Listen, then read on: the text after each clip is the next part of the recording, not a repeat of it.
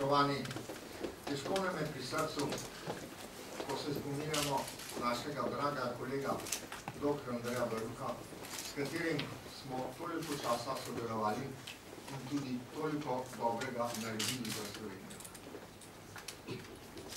V spominu ga imam kot človeka, ki je vedno postavljal skupne koristi pred svoje osebne.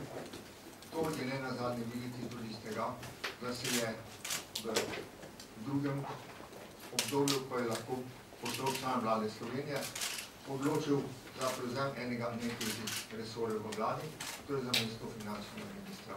To ni priljubljen resor, vendar je bil dr. Andrej Bajuk tisti, ki je bil kot rojen za to mesto in je to svoje nalogo tudi brezhibno in sjajno izpeljal.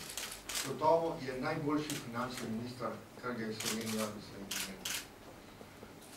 Bil sem takrat z njim v isti stavbi, pravosodno ministrstvo in finančno ministrstvo v isti stavbi, zato sva se seveda velikokrat videvala, vendar vedno je bil on prvi, ki je prišel v službo in zadnji, ki je to stavbo zapustil. Že to, da je imel dve tajnici, eno za dopoldne in eno za popoldne in za večerne ure, pove vse o njegovem brezmejnem delu, ki ga je popravil v dobrem vseh. Rezultati, ki so bili doseženi v tem obdobju, so več kot briljantni. Ne bom jih posebej našteval, ker jih poznamo, vendar Slovenija mu je lahko za vse, kar je storil za nas, globoko hvaležna.